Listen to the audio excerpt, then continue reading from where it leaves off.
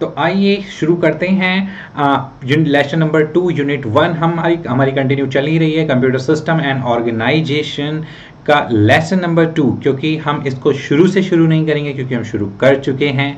तो lesson number 2 में आपके सामने यूनिट नंबर 1 में क्या है, टाइमलाइनिंग शोइंग की invention in computing technology.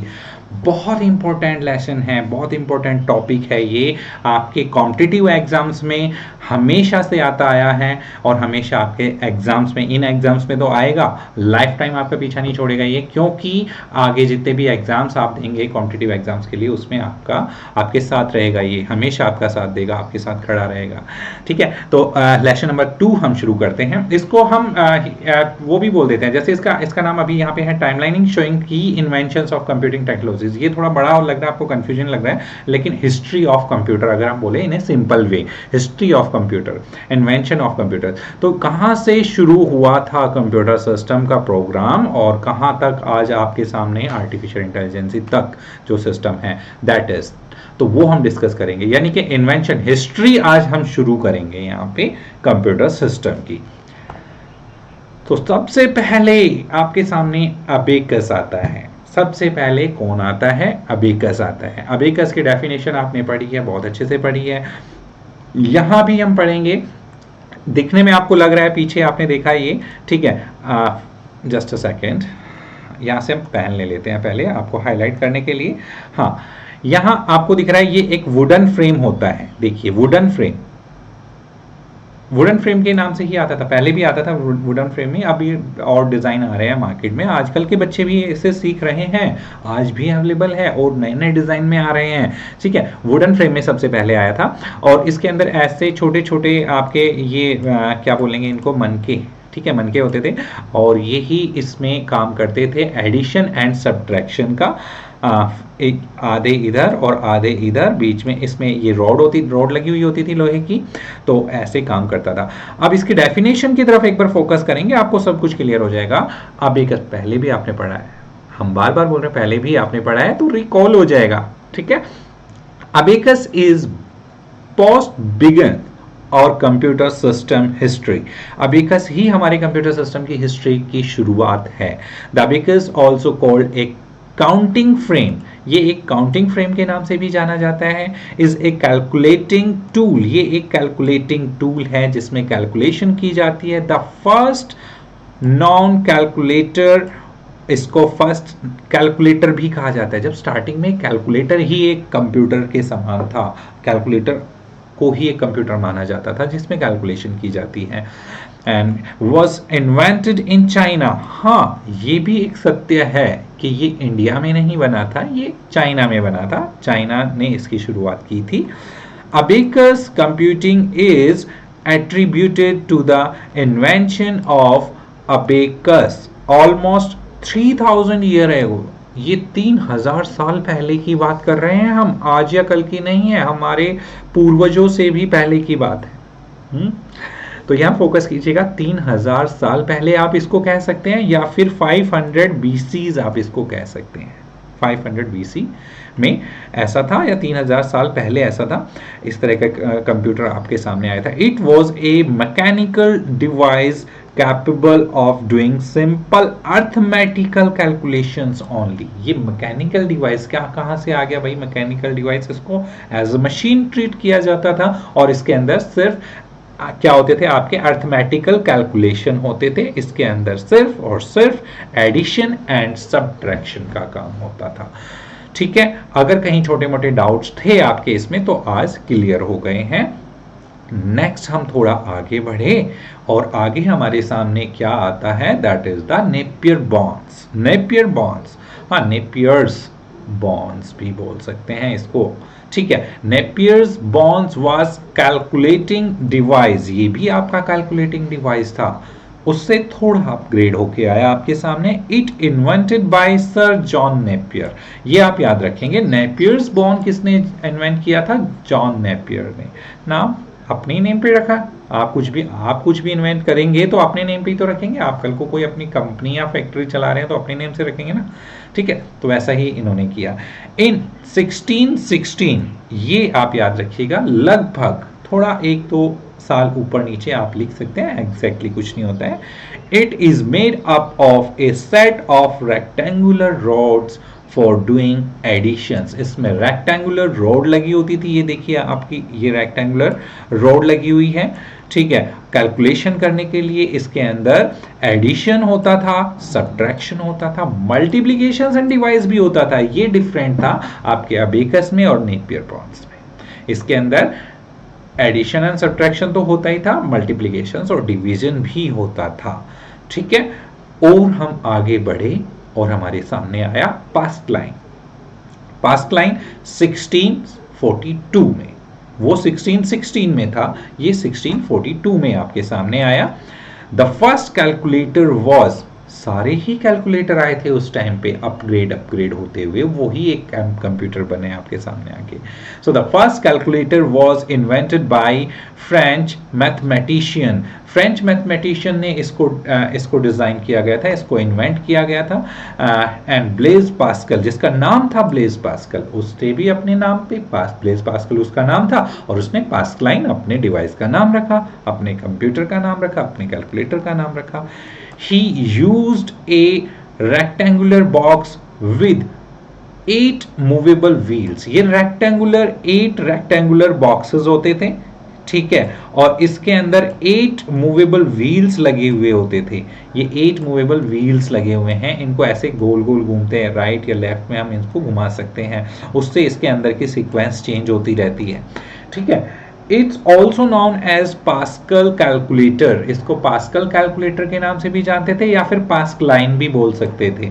To do addition and subtractions of two numbers directly and multiplications and division through repeated additions and subtractions। यानी कि repeated भी वो कैलकुलेट कर लेता था, और 2 यूनिट्स उसमें ऐड, 2 यूनिट के साथ वो कैलकुलेशन कर सकता था, और रिपीटेडली, यानी कि 2 + 2 4 हो गया, एंड 4 + 2 उसी के अंदर ऐड करना है और उसी के रिजल्ट के अंदर मल्टीपल करना है। तो ये काम सिर्फ पास्कलाइन ही कर सकता था उस टाइम में। 1642 में ये आया था। किसने इन्वेंट किया था? ब्लेज पास्कल ने। आप हमेशा याद रखेंगे, भूलना बिल्कुल नहीं है, एग्जाम में बनते हैं ये क्वेश्चन। सो द और आगे हम बढ़ते हैं तो हमें हमारे सामने क्या आता है? That is the Jacquard's card. Jacquard's card, ये कार्ड लगा है इसके नाम के आगे। तो Joseph Maria Jacquard's developed an automatic weaving system। automatic weaving system, ये कैलकुलेटर नहीं था, याद रखिएगा, ये कैलकुलेटर नहीं था, इसमें एडिशन मल्टीपल कैलकुलेशंस नहीं होती थी, ये एक कार्ड था। किसने डिजाइन किया था? जोसेफ मैरिया जैकवार्ड, और उसने इसका नाम रखा जैकवार्ड्स कार्ड अपने सरनेम पे। ऑटोमेटिक वीविंग सिस्टम, यानी कि ये ऑटोमेटिक व्यू करता था। क्या आया कब था? पूरा एक्सप्लेन करेंगे, आप ध्यान से सुनते रहिएगा। 1801, वो 16 की बात थी, लेकिन ये 1801 में, for weaving patterns into fabric using cards.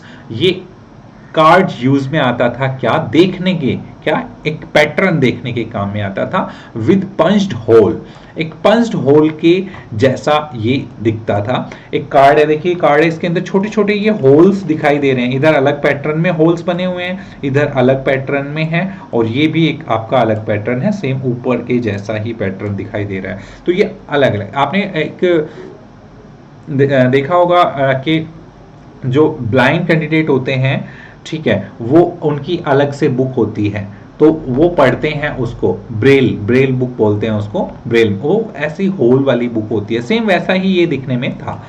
तो this was the beginning of the concept of punch card. ये एक शुरुआत थी पंच कार्ड की। और पंच कार्ड में क्या काम होता था? पंच कार्ड का काम था कि हम कुछ भी इनपुट्स जो देनी होती थी या आउटपुट हमें जो मिलती थी, वो पंच कार्ड के थ्रू हमारे कंप्यूटर सिस्टम में जाती थी। तो ये जैकवार्ड्स कार्ड था जो डिजाइन किया था जोसेफ मारिया जैकवार्ड ने। और थोड़ा हम आगे जाते तो हमारे सामने आता है एनालिटिकल इंजन। ये आप लोगों ने सुना होगा, ठीक है। एनालिटिकल इंजन क्या था?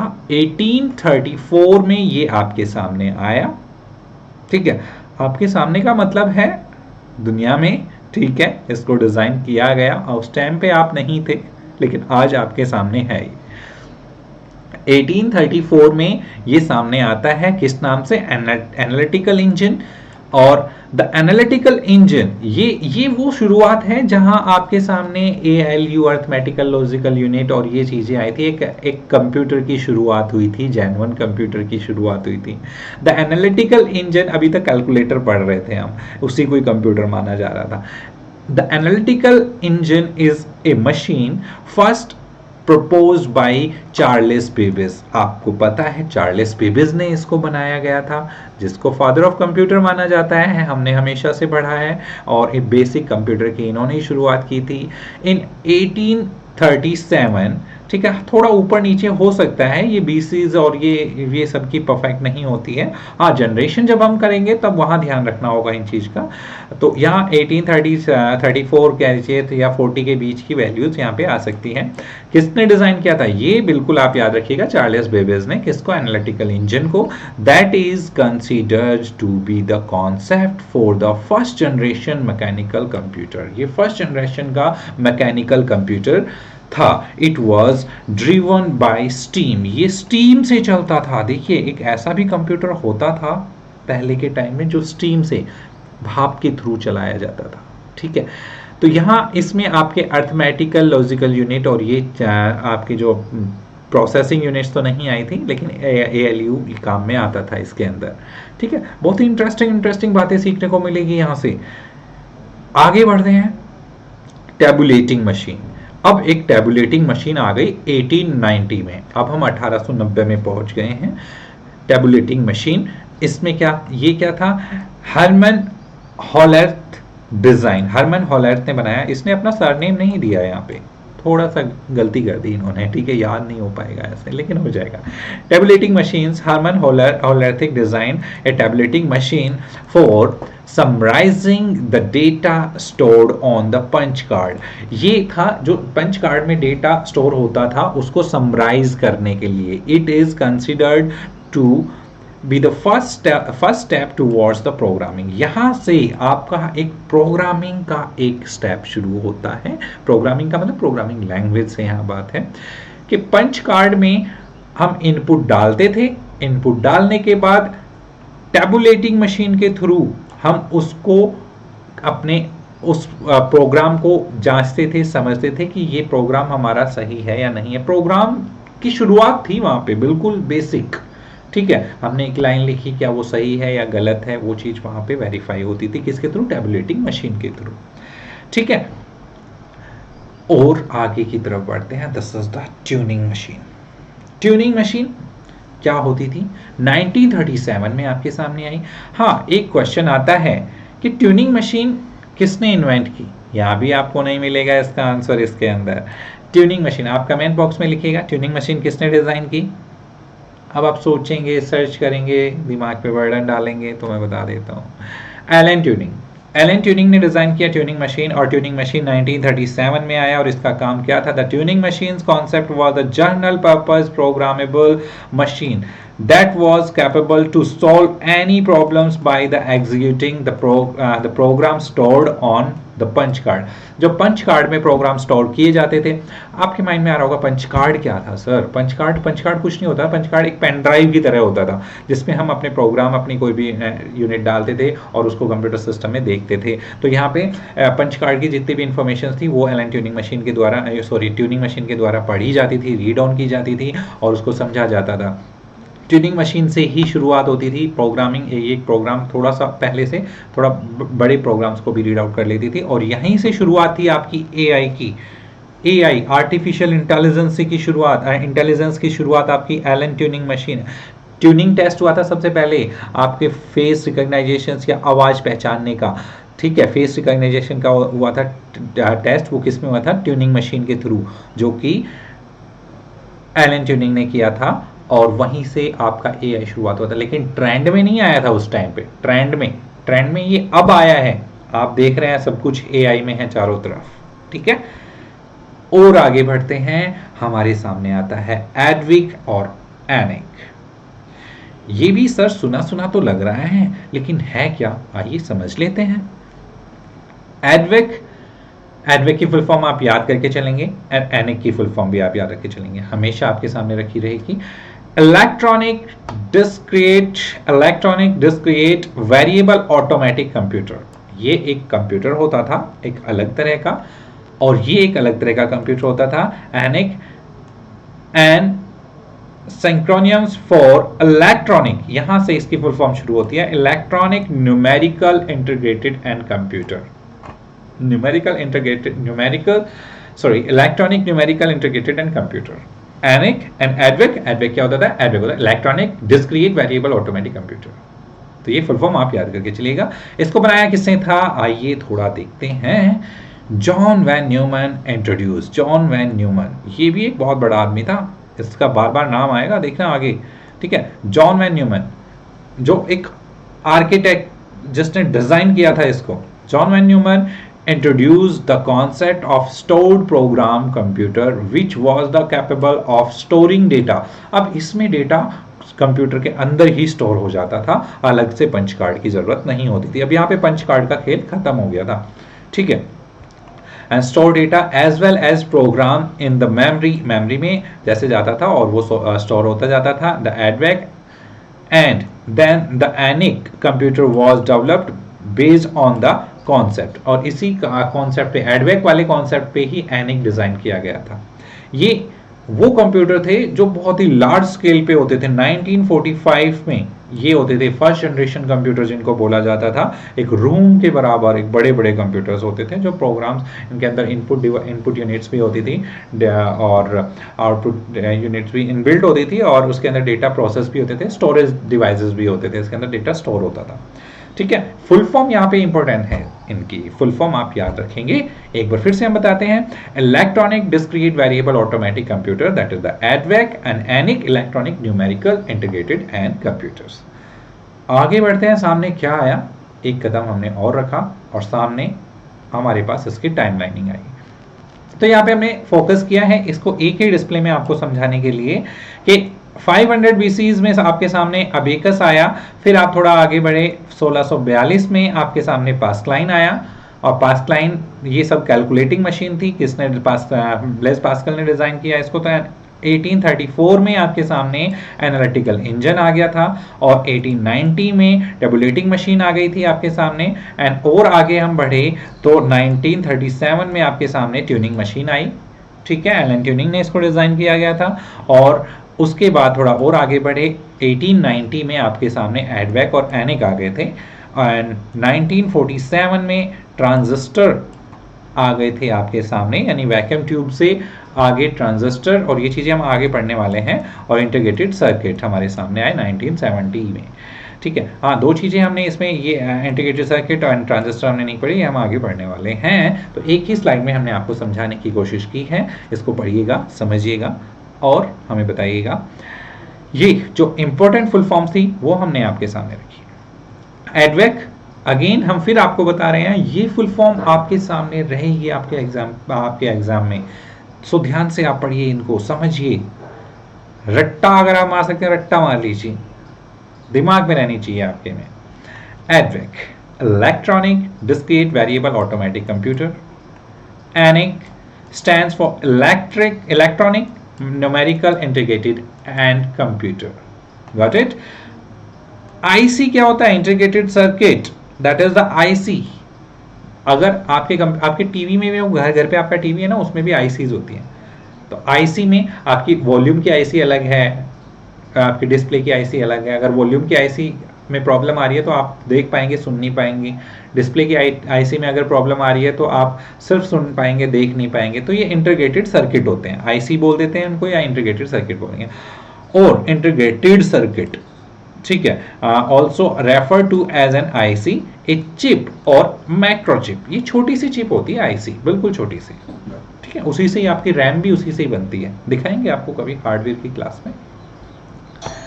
So the next is father of computer, आपके सामने है इनको तो हम सल्यूट करते हैं स्टार्टिंग से। आज जो भी हम क्लास ले रहे हैं, जो भी आपके पॉइंट टू पॉइंट ऑफिसर्स चल रहे हैं, इवन पूरा जो इंडिया चल रहा है वो इन्हीं के बेस पे चल, इंडिया नहीं वर्ल्ड की बात करें तो हम इन्हीं के बेस पे चल रहे हैं। हाँ, नाम सुना है fathers of computer, that is the Charles Babbage. आज आप देख लीजिए इस तरह के दिखते थे वो, फोटो के साथ लेके आए हैं।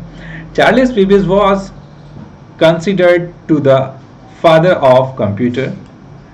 इनको फादर ऑफ कंप्यूटर माना जाता है, एक कंप्यूटर के जनक के रूप में। And after his concept then letters the invention of the analytical engine in 1837 ने चार्ल्स बेबेज ने जब एनालिटिकल इंजन बनाया था, जो हमने पढ़ चुके हैं अभी जब सामने पढ़ा है, एनालिटिकल इंजन बनाया था, तब से इनको फादर ऑफ कंप्यूटर के रूप में माना जाता है, क्योंकि ALU वगैरह उसी में इंक्लूड स्टार्टिंग में आए थे।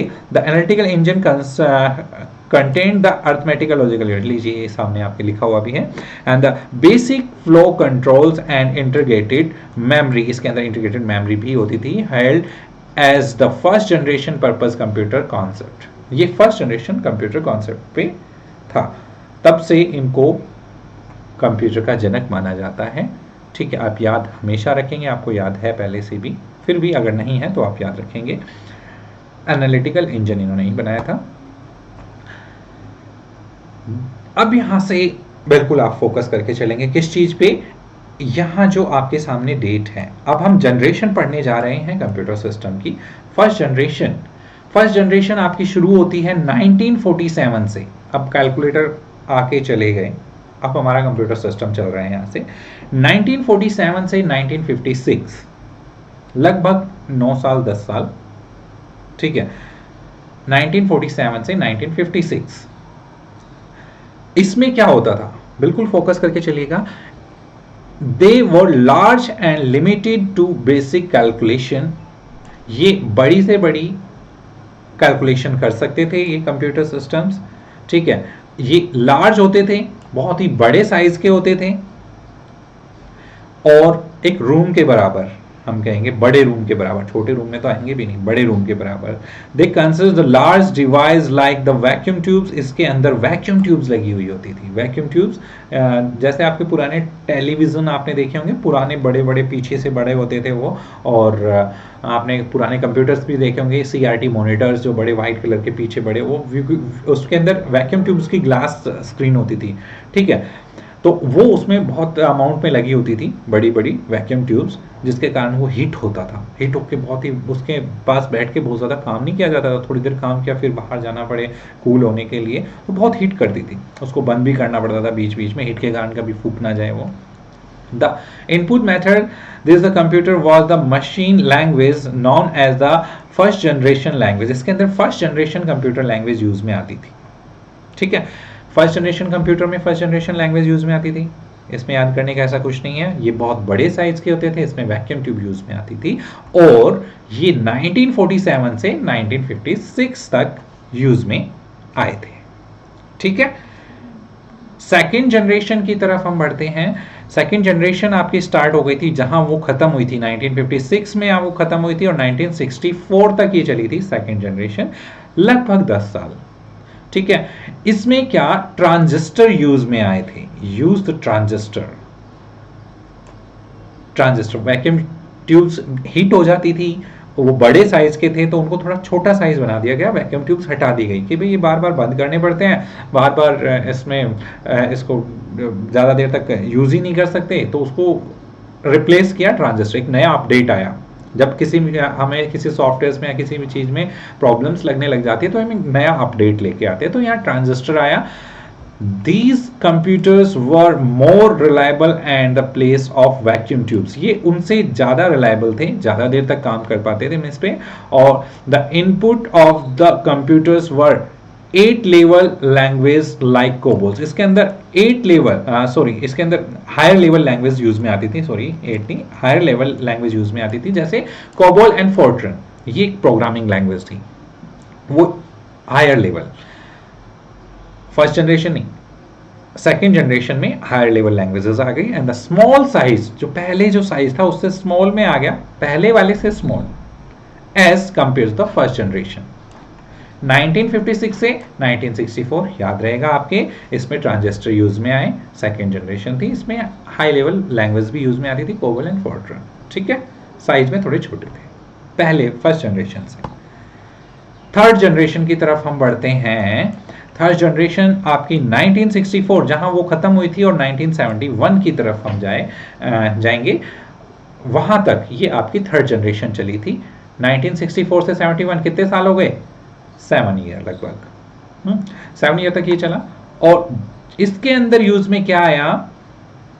आईसी, अभी हमने थोड़ी देर पहले पढ़ा था आईसी, इंटीग्रेटेड सर्किट।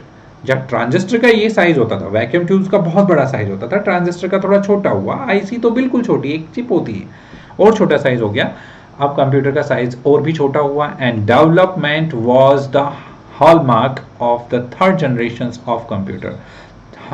ये हॉलमार्क के थ्रू थर्ड जनरेशन के कंप्यूटर्स का डेवलपमेंट किया गया आईसी लगाकर, इंटीग्रेटेड सर्किट। आप याद रखिएगा आईसी इसमें यूज आया, इसमें थर्ड जनरेशन कंप्यूटर में 1964, ये आप डेट ड्यूरेशन जरूर याद रखिएगा, 1964 से 1971 there was directly increase the speed of efficiency of computer due to the reduce in transistors which was the replace of silicon chip। जो आईसी बनती थी इंटीग्रेटेड सर्किट, वो सिलिकॉन चिप से बनती थी और ट्रांजिस्टर का साइज बड़ा होता था, इसलिए इसका साइज और छोटा हो गया, इसको रिप्लेस कर दिया गया आईसी में। और ये ऑपरेटिंग सिस्टम, इसके अंदर विंडोज भी, ऑपरेटिंग सिस्टम का मतलब होता है डिफरेंट ऑपरेटिंग सिस्टम, आपका जैसे विंडो है, विंडो टाइप इसमें यूज में आ रही है, एक बड़े सॉफ्टवेयर भी इसमें यूज में आने लगे, एंड द लार्ज मेमोरी, इसमें बड़ी मेमोरी का भी यूज होने लगा, ठीक है, बड़ी मेमोरी पे हम काम कर पाएंगे इसका यूज करके। And the new device, scanner, magnetic ink, character readers came into the during this period. इसके अंदर सब मैक्सिमम चीज़ें आ गई थी, जैसे स्कैनर हम इस पे काम कर सकते थे, और magnetic ink, character reader, MICR जो होता है आपका चेक बुक पे काम में आता है, वो प्रिंट करने के, एंड ड्यूरिंग द पीरियड, इस पीरियड में ये चीज़ें क्या क्या 1964 से 1971 तक हमारी थर्ड जनरेशन चली। इसमें ट्रांजिस्टर को हटा के आपके आईसीज इन्वर्ट कर दी गई, जिससे इसका साइज और छोटा हो गया, ज़्यादा काम करने लगा, इसके अंदर scanner, magnetic ink, character readers वगैरह यूज में आने लगे। तो ये चीज़ें आप याद रखेंगे। नेक्स्ट स्टेप में हमारे सामने आता है फोर्थ जनरेशन। तो जहां वो खत्म हुआ था, तो वहीं से हमारी नई जनरेशन शुरू हो गई। 1971 से 1982 कितने ईयर्स हो गए? यहाँ पे 10 to 11 ईयर्स हो गए। अब इसमें क्या आया? इसमें VLSI यूज में आया। VLSI यानी कि very large scale integrated circuit. एक बड़े लार्ज स्केल पे हम एक आईसी यूज नहीं करते थे, हम इसमें बहुत सारी आईसी यूज करने लगे। VLIC एक चिप होती थी, बड़ी चिप, जिसमें बहुत सारी आईसी लगी होती थी, और ये टेक्नोलॉजी के मामले में इसको माइक्रो प्रोसेसर भी कहने लगे, यानी कि माइक्रो प्रोसेसर यहाँ पे आ गया था। माइक्रो प्रोसेसर किससे? आईसी से ही मिलके बना हुआ था ये एक माइक्रो प्रोसेसर, जिस बहुत फास्ट काम करता था ये, बाकी जो तीन जनरेशन पीछे गई उनसे फास्ट, यानी थर्ड जनरेशन से भी फास्ट काम करता था। लार्ज मेमोरी इसमें यूज आई कि हम इसमें स्टोर डेटा ज्यादा से ज्यादा कर सकते थे। The computer can link together so that they can share information. इसमें कंप्यूटर्स को एक दूसरे के साथ शेयर भी कर दिया जाता था, इंफॉर्मेशन शेयर करने के लिए कनेक्ट कर दिया जाता था। जैसे एक कंप्यूटर का डेटा दूसरे कंप्यूटर, दूसरे का तीसरे में, ऐसे हम इंफॉर्मेशन को शेयर कर सकते थे। तो ये आपके फोर्थ जनरेशन में आया, और ये आपका बिल्कुल आपके कंप्यूटर सिस्टम जैसा दिखता था। यहाँ देखिए फोटो लगी हुई है, जैसा दिखता था नहीं वही था, ठीक है। कंप्यूटर सिस्टम, डेस्कटॉप, लैपटॉप इसमें आ गए थे 1971 में, 1982। माइक्रो प्रोसेसर इसमें यूज में आता है, ठीक है, और साइज में भी छोटा है, मेमोरी ज्यादा से ज्यादा है, इसमें आप सारे काम कर पाएंगे। तो फोर्थ जनरेशन। आगे फिफ्थ जनरेशन आपके सामने आएगी, लेकिन उससे पहले हम कुछ की पॉइंट्स यहाँ पे बता देते हैं, कुछ इंपॉर्टेंट चीजें जो आपको याद होनी चाहिए इसको लेकर। Intel was the first company to develop the microprocessor। Intel एक ऐसी कंपनी थी पहली जिसने माइक्रो प्रोसेसर डिजाइन किया था। तो फर्स्ट, कभी भी क्वेश्चन आता है कि फर्स्ट माइक्रो प्रोसेसर किस कंपनी ने डिजाइन किया था, तो आप कहेंगे Intel ने डिजाइन किया था, ठीक है। इंपॉर्टेंट चीज है, बेसिक नॉलेज के लिए भी इंपॉर्टेंट है, आप हमेशा याद रख के चलेंगे। Second, the first personal computer, PC, PC की फुल फॉर्म होती है फुल फॉर्म होती है पर्सनल कंप्यूटर, ठीक है। और PC developed by IBM, first जो पहला पीसी डिजाइन डेवलप किया गया किसने किया? आईबीएम। आईबीएम कंपनी का नाम है, इंटरनेशनल बिजनेस मशीन इसकी फुल फॉर्म है। बिलोंग टू दिस जनरेशन, जो आज की जनरेशन में भी यूज में आती है। नेक्स्ट पॉइंट की तरफ हम जाएंगे। What in the first generation field and electronic rooms could now fit entire rooms could now fit into the palm of the hand। एक आपके हथेली में समा जाता है। एक बहुत बड़े रूम में जो कंप्यूटर सेट हुआ करता था, आज के टाइम वो पूरे एक हथेली में समा जाता है। इतना छोटा वो जनरेशन टू जनरेशन चल के हम यहाँ तक पहुंचे हैं, ठीक है। एनिक की फुल फॉर्म हमने पहले भी आपको लर्न कराई है, electronic numerical integrated and computer. ये एनिक की फुल फॉर्म है, आपके सामने हमेशा रहेगी, इसलिए हम इसको बार बार अलग अलग स्लाइड्स में लेके आ रहे हैं। आप रट लीजिए, याद कर लीजिए अच्छे से। It weight was approximately 27 ton. 27 ton का मतलब क्या होता है? एक टन में 100 kg वजन होता है, ठीक है। तो यहाँ तो 27 टन यानी कि 2700 टन लगभग इतना वजन था किसमें? एनिक यानी कि फर्स्ट जनरेशन कंप्यूटर में इतना वजन था, जो एक रूम के बराबर होता था। In 1946 ENIAC was invented. It was very large machine weighed 30 tons। हाँ 27-30 लगभग, उसको नाप के तो नहीं देखा था किसी ने, लगभग इतना वजन उसमें होता था, एक रूम के बराबर वजन साइज में होता था और वजन उसमें 30 टन के लगभग होता था। अब हम आ गए 5th जनरेशन कंप्यूटर पे। ये कब शुरू हुई थी आपकी? 1982 से और आज तक ऑनवर्ड चल रही है। अब देखिए इसके अंदर आपके जैसे यहाँ लैपटॉप दिया हुआ है, लैपटॉप और छोटा साइज, आपका टैब आ गया उससे और छोटा साइज, मोबाइल फोन आ गया उससे और छोटा साइज, पूरा मोबाइल आपकी वॉच में डाल दिया गया, ठीक है। वहीं से कॉल अटेंड रिसीव और ये सब करते हैं, तो बहुत छोटा होता हुआ आपके 5th जनरेशन पे आ गया। एक चिप के बराबर आपका पूरा कंप्यूटर सिस्टम आ गया, ठीक है। तो ये 1982 से ऑनवर्ड आज तक चल रही है 5th जनरेशन। यहाँ कंप्लीट हमने ओवरव्यू दिया है, ध्यान लगाकर समझना इस चीज को। यहाँ जनरेशन लिखी हुई है, generation, time period and processing units. First generation में आप जो 1947 से 1956 तक चला, इसमें वैक्यूम ट्यूब्स यूज में आई थी। सेकेंड जनरेशन आपका 1956, यहाँ 56 खत्म हो गया था, यहाँ 56 से शुरू हुआ और 1964 तक चला, इसमें ट्रांजिस्टर यूज में आए, ठीक है, और छोटा साइज हो गया उससे। थर्ड जनरेशन कंप्यूटर में आपके फ्रॉम अराउंड 1964 से शुरू हुआ और 1971 तक चला और इसके अंदर आईसी आपकी यूज में है, इंटीग्रेटेड सर्किट, एक और छोटे लेवल पे। फोर्थ जनरेशन में आपका 1971 से शुरू और 1982 तक चला और इसमें आपका माइक्रो प्रोसेसर आ गया था। और फर्स्ट माइक्रो प्रोसेसर किस कंपनी का था? इंटेल, ठीक है, इंटेल कंपनी का था। एंड 5th जनरेशन में आपके पास कहाँ से? 1982 से और ऑनवर्ड आज तक आपका चल रहा है और इसमें एआई यूज में आया, आर्टिफिशियल इंटेलिजेंस, जो कि आप यूज कर रहे हैं, ठीक है। तो ये आप एक टेबल के थ्रू भी आप सारी जनरेशन लर्न कर सकते हैं, बहुत ही एक सिंपल सोबर वे में हमने आपके सामने फिल्टर डेटा रखे हैं। यहाँ देखिए ये इंपॉर्टेंट स्लाइड आपके सामने आती है। It consist of control processing unit, CPU for processing arithmetical and logical instructions.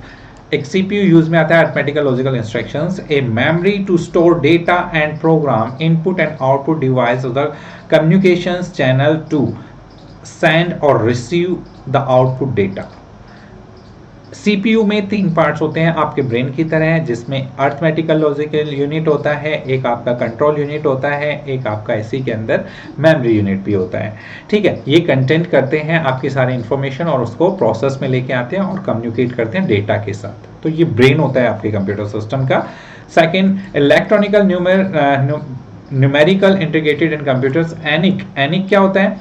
It is the first binary programmable computer based on von Neumann architectures. Von Neumann architecture ने बनाया था किसको? एनिक को। और ये एक प्रोग्रामेबल डिवाइस, प्रोग्रामेबल मशीन थी। ठीक है, ये एक प्रोसेसर की बात हो रही है, सीपीयू की, और यहाँ पे एक पूरे आपके कंप्यूटर की फर्स्ट जनरेशन लार्ज कंप्यूटर की बात हो रही है यहाँ पे।